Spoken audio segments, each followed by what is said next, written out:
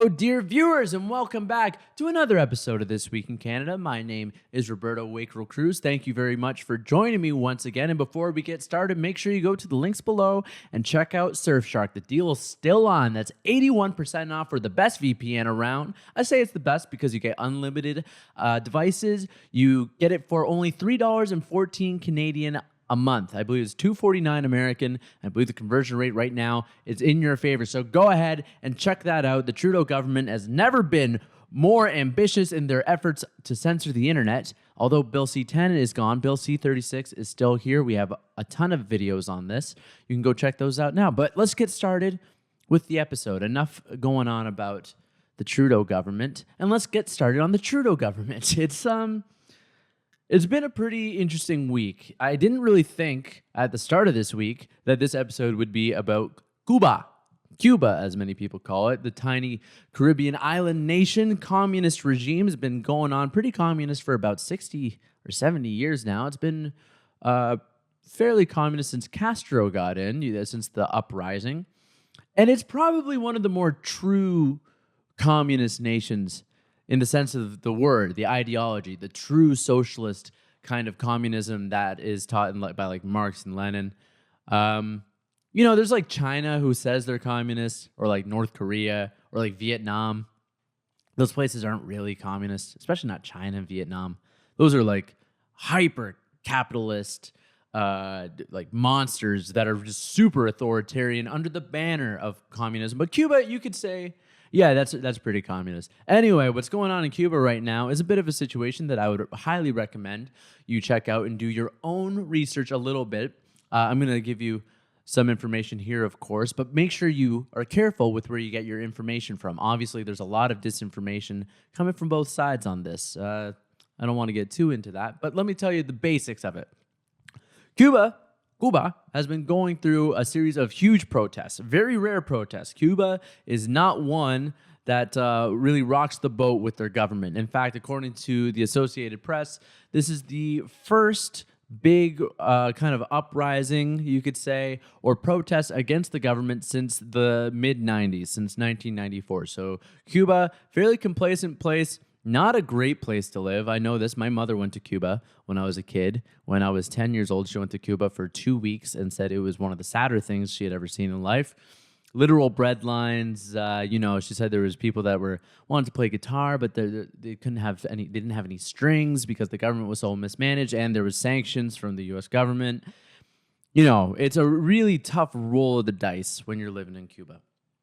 But now the Cuban people are protesting because of the COVID situation there, and there specifically seems like they are protesting the government that has been in place there for a long time. That's kind of just the basic setting going on here. Well, because Cuba is controversial, everybody in the world has an opinion on this. Obviously, the U.S. has an opinion on this, and because we're the U.S.'s largest trading partner, and we're all in NATO, and we all like to be on the same page with all these countries that we like to align ourselves with, every Canadian leader has an opinion on this. So let's get started with the prime ministers. As we all know, Justin Trudeau is not the son of Fidel Castro, although it is very funny to think he is because he does kind of look like him. But the timelines, unfortunately, I wish they did more, but the timelines just don't seem to match up. We just like to say that because Trudeau's like a bit of a lefty. And obviously, Fidel Castro is a communist revolutionary. But let's just say he is, okay? Let's just pretend. Let's just pretend he is. So Justin Trudeau, if you remember back in 2016, released a very flattering statement when Fidel Castro died. It was actually so flattering that it caught the eye of a lot of people in Canada, and it caught the attention of international press. The reason this is, Justin Trudeau says, is because Fidel Castro was, of course, a friend of Pierre Trudeau. Pierre Trudeau, as we know, Prime Minister of Canada in the late 60s and the 70s, for a long time there, did a bunch of stuff. I don't know if you've heard of him. You may still be living in the consequences of his decisions. I'm sure most of us are. But he was his friend. That's what Trudeau likes to say. Actually, let's pull up the quote. Let's read some of the winning lines from Trudeau's eulogy to Fidel Castro. "It is with deep sorrow that I learned today of the death of Cuba's longest-serving president." What? Fidel Castro was a larger-than-life leader who served his people for almost half a century. A legendary revolutionary and orator, Mr. Castro made significant improvements to the education and healthcare of his island nation. While a controversial figure, understatement, both Mr. Castro's supporters and detractors recognize his tremendous dedication and love for the Cuban people, who had a deep and lasting affection for El Comandante. I know my father was very proud to call him a friend, and I had the opportunity to meet Fidel when I had my father pass away. I was a real honor. Okay, you get the point. Immediately, I think there's a bunch of language that stands out there, right? I mean, with deep sorrow, larger-than-life leader, served his people for half a century. I'm not sure if you're totally familiar with how Fidel Castro served his people. This is where it gets pretty controversial, right? Fidel Castro killed a lot of like land-owning Cubans, a lot of, I guess you would say like traditional kind of capitalists, landlords, kind of like, you know, Great Leap Forward-y kind of stuff. So there was a lot of death. It wasn't like he just served all Cubans. He aimed to create a new Cuban society that was, in his version, fairer. This is certainly what Jagmeet Singh saw, and we will pull up Mr. Jagmeet Singh's tweet right now, which calls Fidel Castro pretty much in similar terms to what I'm saying, what Trudeau's saying. He says he saw a country racked by poverty, illiteracy, and disease, so he led a revolution that uplifted the lives of millions. Rest in peace, Fidel Castro. With a nice photo of Fidel Castro. I mean, he's a good-looking lad, right? But he didn't do too much good for the world, in my opinion. I mean, it's true. All right, if you're going to go all Michael Moore on me, that Castro, what did he do? Did he lift the illiteracy rate? Yeah.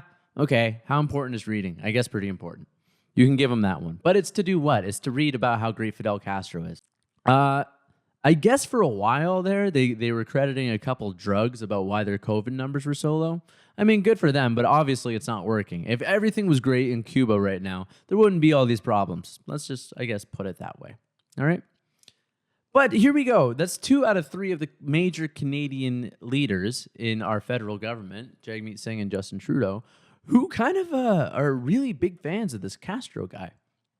I mean, obviously this isn't a first-hand account. It's my mother's account. But when my mother went to Cuba, she said it was one of the saddest things she had ever seen in her life. Again, breadlines, a very strong people. Very, like, the Cubans are some of the most fun people you'll ever meet in your life.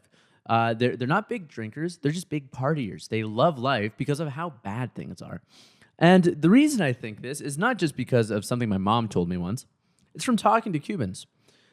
Cuban people, if you are not aware, do not like Cuba and would like to leave Cuba or would like to see radical change in Cuba, the ones that I've spoken to. Obviously, there's some people that say, well, that's anecdotal. No, it's a bunch of Cubans. And it's not just anecdotal because we'll pull up a poll here. This is by Pew, if you've ever heard of Pew. Most Cuban American voters identify as Republican in 2020. So as you can see there, we'll pull up the numbers. Cubans, about 58% are Republican or lean Republican. That's compared to 32% who are Republican or lean Republican. And about 38% are Democrat or lean Democrat. That's pretty firm in the Republican camp, if you ask me. Now, who else do we say hates Cuba? That's also of Cuban descent. And hates Trudeau, from the sounds of it.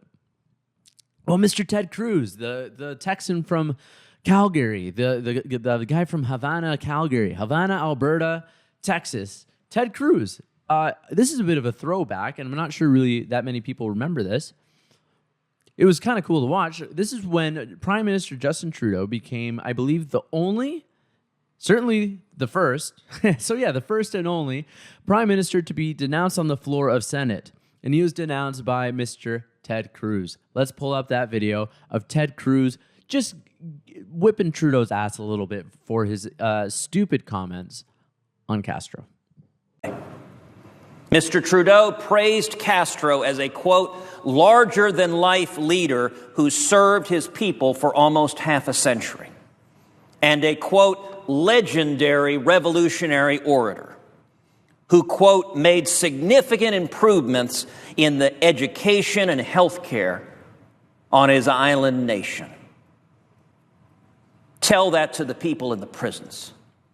Tell that to the people who have been tortured and murdered by Fidel Castro. So obviously some pretty strong words there from Ted Cruz. He makes a pretty good comparison there of what we should be doing. Ted Cruz was over there partying the death of Castro. Obviously, you don't like to celebrate death too much, but when it's Fidel Castro, I think you're allowed, right? Celebrating Castro's death, whereas Trudeau and Singh are celebrating Castro's life. Really odd to see from leaders of free nations, right? Especially when you start to pair it up, you go, wait, didn't Trudeau, was he the one that said that he admired basic dictatorships in China? Well, and now he's praising Fidel Castro? Well, that's kind of weird. I certainly hope he doesn't aspire. Oh, and his dad met Chairman Mao, was the first prime minister to meet Chairman Mao. And his when his father died, Fidel Castro was at his funeral. And Justin Trudeau met him when he was young. Well, this is all adding up to seem like a guy who might like Chairman Mao and Fidel Castro, maybe a little bit too much, for my liking at least. I don't know about you. So this is kind of interesting too. This is just a fun fact that you can tell to people if you ever want. Ted Cruz was at one point one of the top debaters in the U.S., and I guess Justin Trudeau was not one of the top debaters in Canada, but he was on a reputable debate team at McGill. He went to McGill right here in Montreal, and apparently the two met in a debate. I would have loved to see this debate because look at Ted Cruz, this photo. I love this photo of Ted Cruz for some reason with him with the cigar.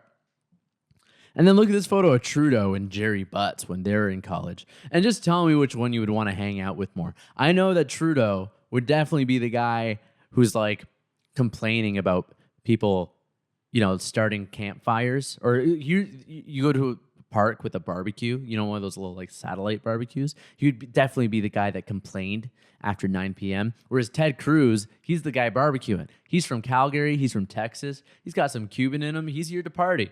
He has a fish face, sure. He looks like a fish monster. He tries to grow a beard sometimes. He has a mullet, too, sometimes. Really weird kind of looking mullet thing. But nonetheless, I mean, good for Ted Cruz. Kind of getting a little bit off topic there. But yeah, I mean, just imagine that debate. I bet it would have been pretty cool. All that to say is, well, who's the only leader, and I'm not trying to pamphleteer for the Conservative Party here, but who is the only leader that is calling for unequivocal dismissal, denouncing of the regime in Cuba and support for the Cuban people? This is the will of the people. This is real democracy in action. Is Aaron O'Toole and the Conservatives. This is a winning issue, in my opinion. The Conservatives came out with a statement on Thursday, the day that I'm filming this, calling on leaders of all other federal parties to unequivocally condemn, quote, the violent actions of the Cuban Communist government in the wake of pro-democracy protests. Now, obviously, is O'Toole my favorite politician in the world? No, I'm rooting for him, and I think he has to find these type of winning issues and just kind of pounce on them, It's enough with, I don't understand why he keeps trying to win over, the trans law. He's posting, trans fights and stuff. That's all great. I like to focus on issues rather than, I guess, kind of virtue signaling. These are the type of issues. The COVID lab leak one, the Chinese COVID lab leak one, and this are winning issues. Bending over backwards for climate change and marching in the LGBT parade, not winning issues. Tearing down statues, that's a winning issue. Just kind of weakly kind of trying to win over liberal voters by just making policies incredibly similar to Trudeau's, not going to bode well, I think, anyway. So this statement, let's pull it up on the screen a little bit here and just read some of it. While the Cuban people have taken to the streets to demand democratic freedoms and basic necessities like food, water, and medicine, the leaders of Canada's left-wing political parties have remained silent. These brave Cubans are facing the brutal repression of the communist regime while calling for the basic democratic freedoms we enjoy in Canada. And the supposed political leadership in Canada seems to not care. That's really the gist of it. I totally agree with O'Toole here, and I think you do too. Well, are we inching closer to a kind of shutting off the internet kind of thing that Cuba's doing?